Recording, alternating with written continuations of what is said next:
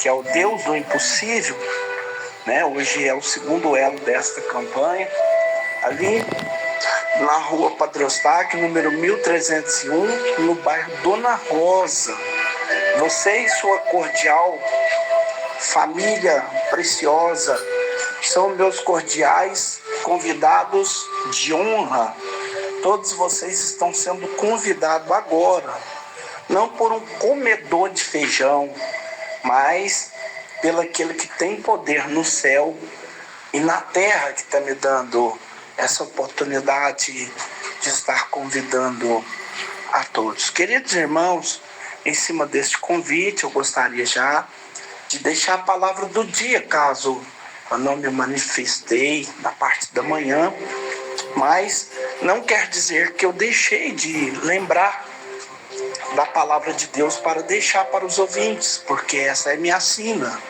Daqui para diante, o Senhor me dará a oportunidade, pela misericórdia dele, de estar deixando aqui todos os dias, 2 vezes por dia, a palavra do Senhor. E hoje eu gostaria de deixar no Evangelho de Lucas, capítulo 5. Lucas, capítulo 5, englobado no tema na qual eu fiz a convitação para todos aí. Faremos a leitura do versos 12 até o verso 16, que diz assim: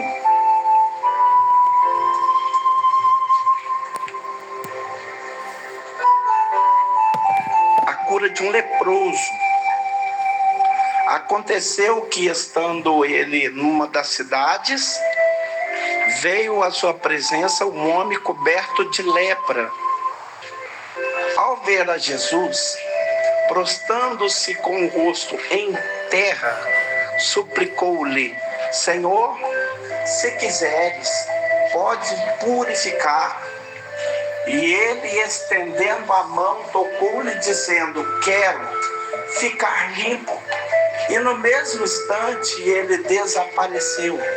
Ordenou-lhe Jesus que ninguém o dissesse, mas vai, disse, mostra ao sacerdote, oferece a tua purificação, teu sacrifício que Moisés determinou, para servir de testemunha ao povo. Porém, o que se lhe dizia a seu respeito cada vez se divulgava mais. Grandes multidões afluíam para o ouvirem e serem curados das suas enfermidades. Ele, porém, se retirava para o lugar solitário e orava. Eu quero pensar um pouco com vocês hoje, meus irmãos, sobre o tema O Senhor das Causas Perdidas, que é o tema da campanha, o Deus do impossível. E esse texto que acabamos de ler está registrado também em Mateus capítulo 8 e também em Marcos capítulo 1. É Mateus que nos informa que esse episódio, a cura desse leproso, aconteceu imediatamente depois que Jesus desce do monte, aonde ele ensinou, pregou, chamado Sermão do Monte. Ali ele demonstrou autoridade para ensinar. E ao descer do monte, demonstrou autoridade para curar. Porque Jesus ensina e faz. Ele tem poder para ensinar e ele tem poder para fazer. O que eu chamo a sua atenção aqui é que a causa que está diante de Jesus é que era uma causa perdida. E eu gostaria hoje de tratar dessa palavra olhando 6 aspectos nesse texto, 6 aspectos. O primeiro ponto que eu quero chamar a sua atenção é o doente, o portador da doença. Confira comigo, por favor, o versículo 12, o verso 12. Aconteceu que, estando ele numa das cidades, veio à sua presença um homem coberto de lepra. Ao ver a Jesus, prostrando-se com o rosto em terra, suplicou-lhe: Senhor, se quiseres, pode purificar. É muito importante perceber uma coisa. Lucas, que era médico, ao descrever esse doente, E ao tratar do diagnóstico da doença, o evangelista mais preciso, porque somente Lucas nos dá essa informação, que está escrito: o homem coberto de lepra. Se ele está coberto de lepra, significa que esse homem tem o seu corpo devastado pela lepra. Que esse homem está tomado pela lepra. Que a doença já está no seu estágio mais avançado. Que esse homem já é uma carcaça humana. Que esse homem já é uma chaga aberta, mal cheirosa. Portanto, esse homem está numa situação como que no corredor da morte. Ele está apodrecendo vivo. Não tem mais qualquer chance ou esperança de reverter esse diagnóstico. Eu não sei se você se lembra do assunto de um livro chamado Ben-Hur, né? Uma cena triste no livro que fala sobre da mãe de Ben-Hur, que foi lançada numa caverna onde ficaram leprosas. E aquilo ali é um cenário muito triste, porque esse era o ponto. Uma vez que o indivíduo era diagnosticado com lepra, ele devia vestir-se de trapo, desgrenhar o cabelo e ser jogado numa caverna ou no leprosário. Ninguém mais são poderia se aproximar. Se alguém tentasse se aproximar, ele tinha que gritar: imundo, imundo. Se alguém tentasse romper esse cerco, ele poderia ser apedrejado. Alguns usavam até sino no pescoço para que porventura, se houvesse algum movimento fora do arraial da lepra, todos pudessem ficar alerta e avisado. E esse homem agora, ele está tomado de lepra. A lepra na Bíblia é mais do que uma doença.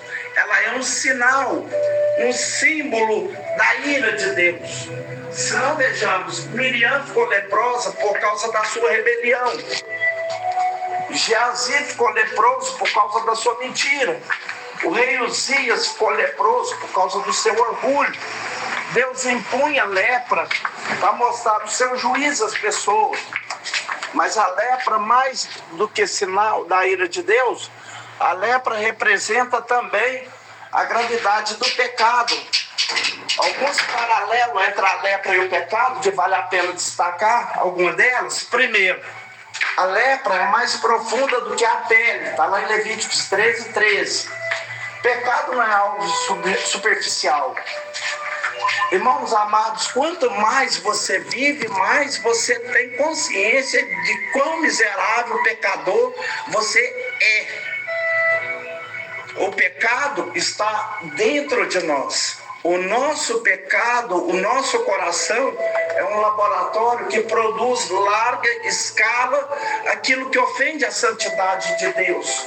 O pecado está dentro de nós, ele não está na estrutura social, ele está na nossa casa, na família, ele está dentro do nosso coração. Hoje, meus irmãos, eu estava pensando aqui comigo, algo baseado em Romanos capítulo 7, desventurado o homem que sou, né? E o título que eu vi ali eu que sou o meu maior problema. Porque o meu maior problema não está lá de fora de mim, o meu maior problema está dentro de mim.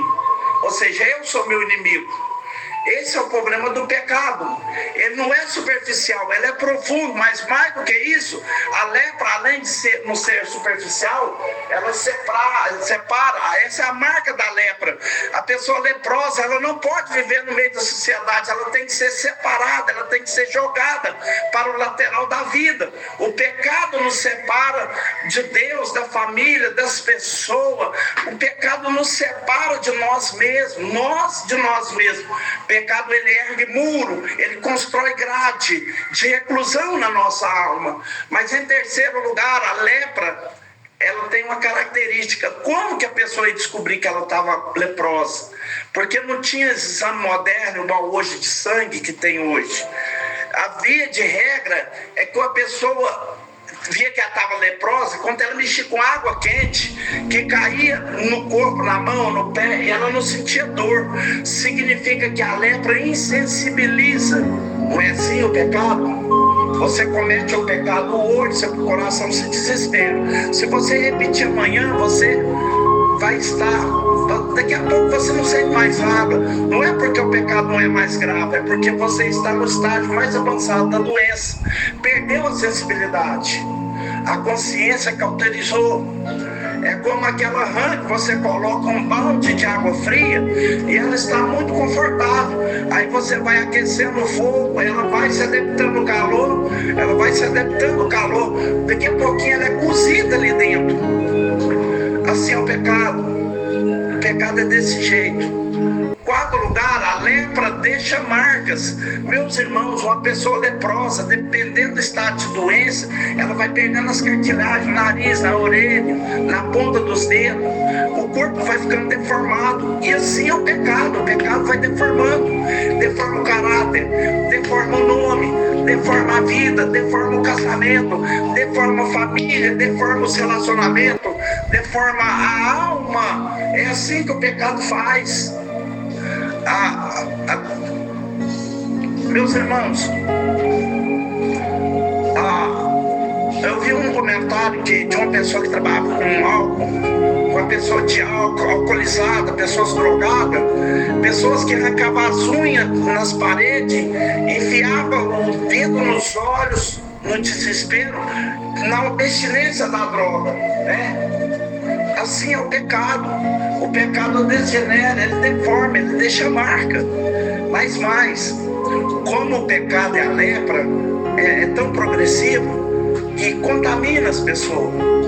Irmãos queridos, pense um pouquinho comigo nisso. Alguém já comparou o pecado como o rio Amazonas? Se você vai na cabeceira do rio, onde nasce o rio, uma criança ali pode brincar ali. Ali está afluente, outra afluente. Daqui a pouquinho ela vai se avolumando e vira um mar que nenhum nadador, sendo mais profissional, consegue sair de lá. Assim é o pecado. Ele começa pequeno, parece inofensivo. Alguém já disse que parece o fio de linha que você arrebenta com muita facilidade. Daqui a pouquinho vira uma corda grossa, um cabo de aço. Você já não consegue mais arrebentar, vencer. É o vício, a química, a dependência do álcool, a dependência do sexo, da mentira, a dependência do pecado que vai liando você como um cigual. E como aquele camarada que doava jiboia, ele brincava com a jiboia, ele enrolava a jiboia no corpo, e a jiboia enrolava no corpo dele, e tal. Daqui um pouquinho, no espetáculo ao vivo, os ossos começavam a estralar, e a plateia aplaudindo, achando que aquilo era parte do espetáculo, mas era a jiboia destruindo aquele cara. Assim é o pecado, ele é deleitoso. Você se livra da primeira, da segunda, aí você vai achando que não tem mais nenhum risco, nenhum perigo para sua vida. Chega um momento que ele destrói. Assim é a lepra. Mas a lepra, como o pecado, deixa a pessoa impura.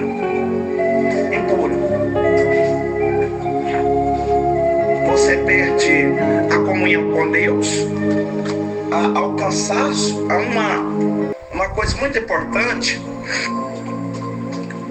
de notar: a depressão, a angústia, o cansaço emocional, o cansaço físico.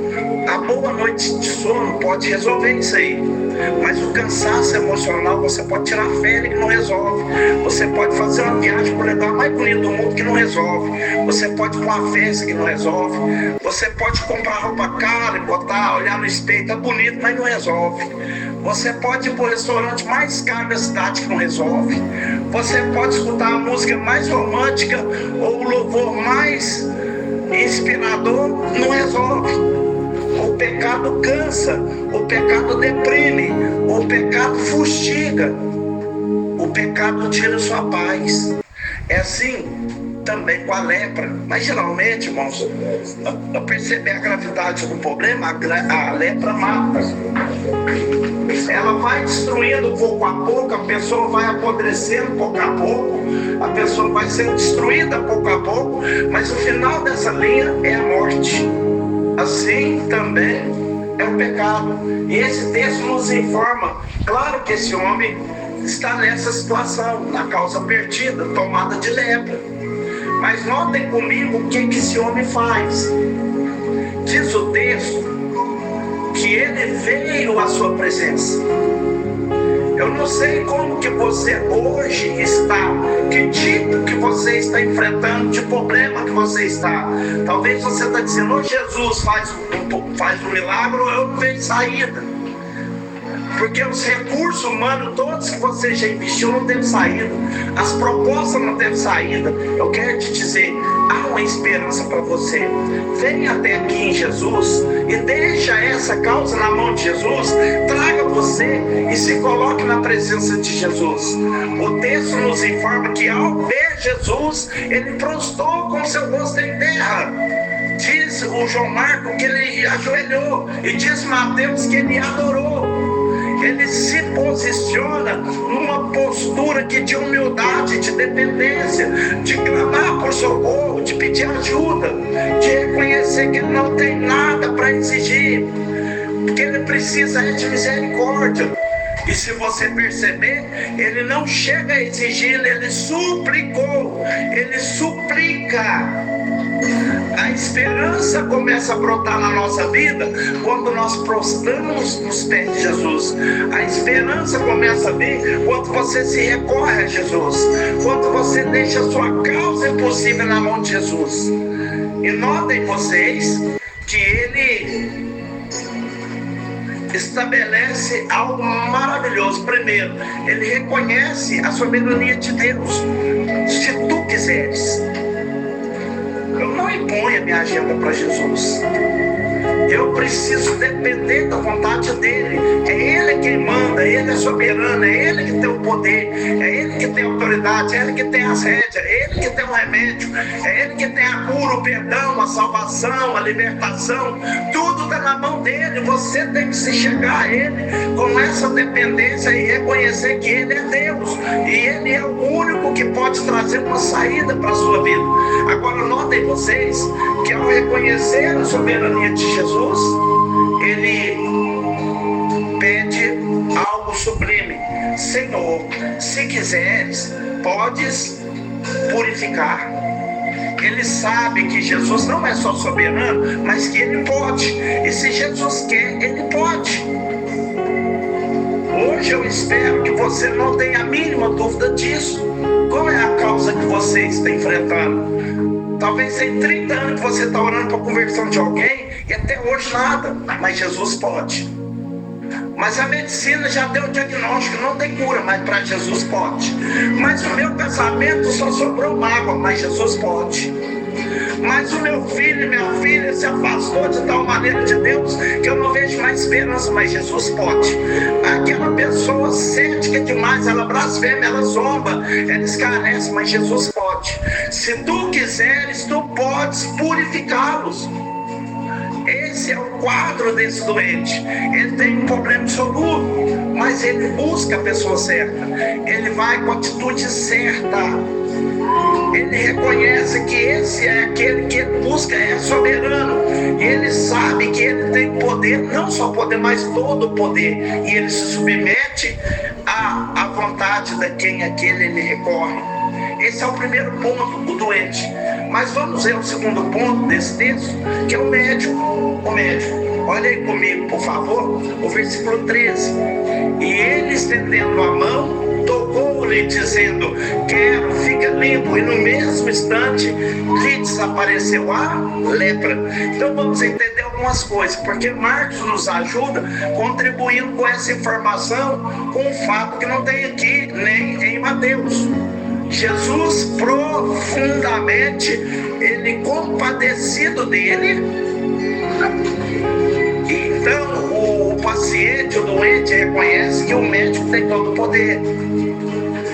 Que embora o diagnóstico não tenha cura, para esse médico tem cura. Mas o texto nos informa de uma maneira tão linda que a primeira coisa que Jesus fez foi se compadecer dele. profundamente. Eu quero dizer para você que a sua causa não é diferente aos olhos de Jesus. O problema que você enfrenta, Jesus sabe qual é. As lágrimas que você verte, Jesus sabe o que é. A dor que lateja no seu peito, Jesus sabe o que é. Ele se importa com você, não é diferente a você. Ele não está muito longe de você. Ele se compadece profundamente, mas está escrito ainda que Jesus não só se compadece, porque é possível compadecer. Você passa pelas ruas de Divinópolis de vez em quando. Eu estava andando na rua lá, essa semana ainda, na calçada, eu vi uma pessoa toda ferida, sentada, e ele colocou a coberta em cima da cabeça, e ele estava usando droga debaixo da coberta, pessoas machucadas que estavam nas ruas da cidade, arruinadas, quebradas, toda com fome, toda suja, precisando de um banho. A gente compadece dela. Só que Jesus, ele não tem só compaixão, ele compadeceu e tocou-lhe, mas nunca ninguém tinha tocado no leproso, porque quando alguém troca um leproso, ele fica contaminado, ele fica impuro. Aquela lepra pode passar do doente para o médico que está tocando no doente. Mas a maravilha de Jesus é que ele, sendo puro, toca no impuro e não fica impuro, mas passa pureza para aquele que é impuro, para aquele que é impuro ficar puro. Ele é o médico que hoje pode tocar na sua vida. Hoje ele pode quebrar aquelas algemas invisíveis que estão oprimindo a sua vida.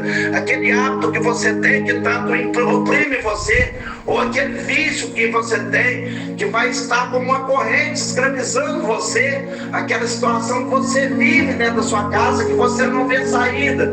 Jesus, às vezes, hoje, ele pode tocar em você nessa noite. E Jesus não só toca nesse homem, mas Jesus Cristo diz para ele o seguinte: quero. Se tu quiseres, Jesus disse: eu quero. Então eu quero dizer para você que Jesus tem interesse, pressa em trazer a solução para as dramas que afligem a sua vida nessa noite. Quero. E aquilo que é impossível para os homens, ele diz: quero, pode ficar limpo. Só ele pode dar esse diagnóstico. Porque hoje eu não estou tratando com você dessa lepra da carne. Eu estou tratando hoje de uma lepra muito mais grave, muito mais profunda, de consequência muito mais demorada, eternas inclusive, do que a doença física. E só Jesus pode dizer assim: fica limpo, fica perdoado, fica liberto, fica restaurado. Ele tira mancha, ele tira mácula, ele tira o pecado, ele limpa com seu sangue, ele purifica você, tornando você mais alto do que a neve. Esse é o nosso glorioso Mestre. Ele traz cura, e a cura dele é imediata, a cura dele é pública, a cura dele é completa. É completa. Então vamos ver aqui o terceiro ponto desse texto aí, que é exatamente isso que nós estamos mencionando. Primeiro nós vimos sobre o doente, depois nós vimos sobre o médico, agora vamos ver sobre a cura. Olha o versículo de número 12, versículo de número 13, aliás, parte B. Jesus disse: quero, fica limpo. E no mesmo instante lhe desapareceu a lepra. Se esse homem estava coberto de lepra, tomado de lepra, o que você conclui nessa pregação? É que era uma pessoa deformada fisicamente. Ele já tinha perdido as cartilhagens, ele não tinha orelha, não tinha nariz, seus lábios tinham sido tomados, talvez os dentes tinham caído, os seus dedos às vezes estavam tudo verrugudo, não tinha mais unha, deformado. Os dedos dos pés apodrecidos. Jesus não só cura os que estão doentes, ele refaz aquilo que não tem mais. Esse homem, ele não volta à cura deformado. E Jesus, ele restaura ele de uma forma plena. Aliás, essa é a marca das curas de Jesus, né? Que Jesus chega no tanque de Betesda, tinha uma pessoa lá 38 anos no maca. Você curar um cidadão de 38 anos numa cama, mesmo que ele seja curado, ele vai fazer 6 meses de terapia para voltar a andar. Mas a pessoa que Jesus cura, ele já sai saltando, ele já sai pulando, já sai carregando a cama e já vai para casa. A cura que Jesus faz não é crediário, não são em doses homeopáticas, é completa, é cabal, é permanente, é pública. Tem muita gente hoje vendendo cura que você fica com dúvida, né? O cara sai todo torto, assim, parece ser curado, parece uma coisa imitada, não demonstra, parece o poder. É muita propaganda. Jesus não faz propaganda de milagre, ele faz milagre, ele opera maravilha, ele realiza prodígio. E hoje o prodígio que você veio e precisa, ele é poderoso para fazer na sua vida. A cura será completa. Eu não sei como que está a sua vida com Deus, mas o fato de você pertencer a uma igreja, ou vir de uma família cristã, ou vir aqui na igreja pentecostal do Amor todos os dias, não é isso que você possa dizer, estou salvo. A pergunta que eu vou te fazer hoje é essa: você se considera salvo? Os seus pecados já foram perdoados? Ou você tem plena convicção que o seu nome está escrito no livro da vida? Você tem a garantia que o Espírito Santo habita em você? Você tem a segurança que você tem o selo do Espírito Santo no seu coração? Você tem a certeza que o seu nome está na mão daquele que morreu por você, que verteu sangue por você? Você tem essa convicção que Ele é o Senhor da sua vida? Porque hoje Jesus está aqui para fazer essa obra maior na sua história. Não basta ser um religioso, não basta ser um evangélico, não basta ser um protestante, não basta ser um arminiano, um calvinista, não basta ser seguidor dessa ou daquela árvore genealógica ou teológica. A pergunta é: os seus pecados já foram cancelados? Hoje Jesus está aqui para limpar você, para perdoar você, para transformar você, para fazer esse milagre da conversão na sua vida, na sua história. Ele é o médico, ele é o grande médico. Mas vamos ver, em quarto lugar, o testemunho. Olha comigo, por gentileza, o versículo 14. Você pode ler o 14 comigo? Ordenou-lhe Jesus que a ninguém o dissesse, mas vai e diz: mostra-te ao sacerdote e oferece pela sua purificação o sacrifício que Moisés determinou para servir de testemunho ao povo. Então preste atenção em duas coisas aqui. Primeiro, Jesus dá uma ordem para esse indivíduo. E Marcos, ele é mais enfático ainda. Se você observar Marcos capítulo 1, a fala de Jesus lá com ele foi muito forte nesse sentido. É que está escrito assim, no versículo de número 43, fazendo-lhe então veementemente a advertência. Não foi um pedido, é uma veemente advertência. Qual advertência? Ordenou-lhe Jesus que a ninguém o dissesse. Aí você pensa: pô, mas eu não estou entendendo Jesus. Como que ele faz um milagre desse e manda eu não contar para ninguém? Você recebe uma bênção, você quer contar. Mas por que Jesus está falando para ele não contar? Por duas razões. Se você está entendendo isso, as expressões sobre o ministério de Jesus estão crescendo. As oposições estão crescendo junto. E Jesus, ele não está querendo antecipar uma agenda de confronto, de tensão, seja com os fariseus, com os escribas, com os herodianos, com as forças políticas de Israel, porque ele sabia exatamente o tempo aonde os confrontos deveriam acontecer. Antecipar não é sua agenda. Segundo motivo, Jesus, ele não queria que as multidões olhassem para ele apenas como operador de milagres. Ele chegou a dizer isso, lá em João 6, que a multidão seguia porque havia provado o pão. E ainda hoje, meus irmãos, há muitas pessoas que recorrem a Jesus, correm para Jesus, mas não é que elas estão interessadas em perdão, não é que elas estão interessadas em salvação, elas não estão interessadas em uma vida, um relacionamento com Deus, mas elas estão interessadas no alívio imediato de alguns problemas terrenos e temporais. Elas não querem Deus, elas querem alívio para suas dores. E Jesus, ele nunca favoreceu esse tipo de agenda de ajuntar em volta de si os curiosos que vinham ver sinais e maravilhas. Ele veio para salvar, ele veio para trazer salvação. Por isso que ele diz: não conte nada para ninguém. Mas depois dessa ordem, tinha uma outra ordem. A segunda ordem que Jesus disse é: vai, mostra-te ao sacerdote e oferece pela sua purificação um sacrifício. O que Jesus está falando aqui? É que o milagre já estava pleno, mas somente a autoridade sanitária, que era o sacerdote que dava o diagnóstico de lepra, poderia reconhecer esse indivíduo como de fato curado, liberando para retornar ao convívio da sua família, retornar à sua sinagoga e retornar ao convívio social.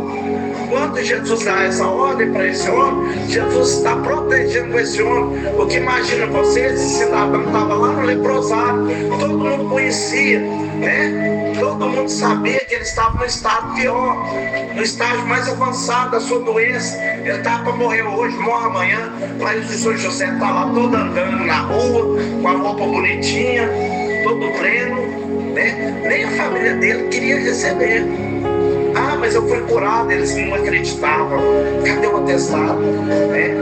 Quando Jesus manda esse indivíduo para o sacerdote, é porque Jesus está dizendo algumas coisas. Primeiro, as curas que ele opera são verificadas. Há uma experiência que só você sabe, mas há uma transformação que todo mundo enxerga e vê. O que Jesus faz na sua vida, a sua família precisa ver, os seus vizinhos precisam ver, os seus colegas de trabalho precisam enxergar, os amigos da sua escola têm que ver, os amigos da faculdade precisam enxergar. Esse cidadão era uma coisa ontem e hoje ele é outra coisa. Ele estava morto e foi achado, ele estava morto, ele vivia no pecado, agora ele quer viver santidade, porque ele foi mudado, ele foi transformado. Ele foi renovado pelo poder de Deus. Então, o que Jesus está dizendo para esse moço é o seguinte: eu me importo com você, não só em curar a sua doença, mas eu importo que você seja reintroduzido ao convívio social. Eu quero que você passe uma vida plena, agora como um homem curado e transformado. Esse é o ponto que nós estamos chamando aqui de testemunho. Mas vamos ver o penúltimo aspecto desse texto, que é o impacto. Olha comigo o versículo 15. Vamos ler junto o 15. Porém, se dizia a seu respeito, cada vez mais se divulgava, e grandes multidões afluíam para ouvi-lo e serem curadas de suas enfermidades. Mas vamos dar uma olhadinha nos textos paralelos, para que você possa, nos textos paralelos, que nesse quesito, porque Mateus não entra nesse quesito, mas Marcos é mais claro do que Lucas. Marcos capítulo 1, no livro de Marcos capítulo 1, e o no verso 45, que é no texto de Lucas, não fica claro quem é que espalhou essa notícia. No texto de Lucas 5,15 diz: porém, que se dizia a seu respeito, mas a partir de quem que dizia? Quem divulgou? Lucas não não trabalha bem isso. Mas Marcos sim. Olha o texto de Marcos. Marcos 1,45. Olha aqui o que ele fala. Mas, tendo ele saído, entrou propalar muitas coisas e divulgar a notícia, a ponto de não mais poder Jesus entrar publicamente em qualquer cidade, mas permanecia fora em lugares ermos, e toda parte vinha com ele. O que você nota aqui nessa fala? O texto de Marcos diz que Jesus deu para ele uma veemente advertência. O que é veemente advertência? Essa veemente advertência, meus irmãos, você não pode contar para ninguém. É uma ordenância, é uma proibição. Não é para falar. É uma veemente advertência, é uma proibição. Mas o rapaz sai dali e não consegue se conter. Ele sai e só tem boca. É uma boca ambulante, um megafone. E ele fala com tanta veemência, ele fala com tanto entusiasmo, que todo mundo começa a saber.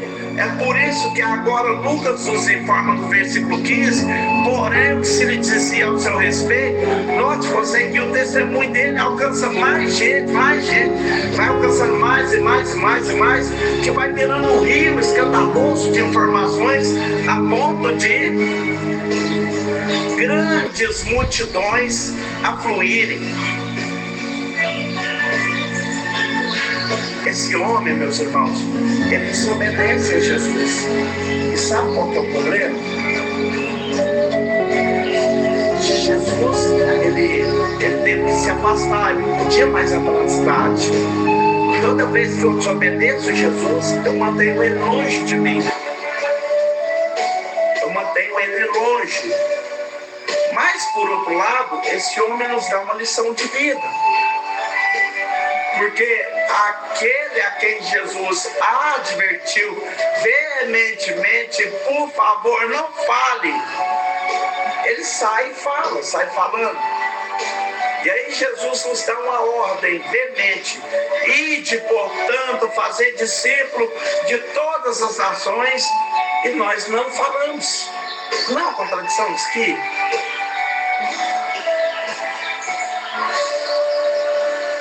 Jesus, ele manda alguém falar, ele cala. Jesus manda falar, manda ele não falar e cala, ele fala. Manda ele falar, ele cala.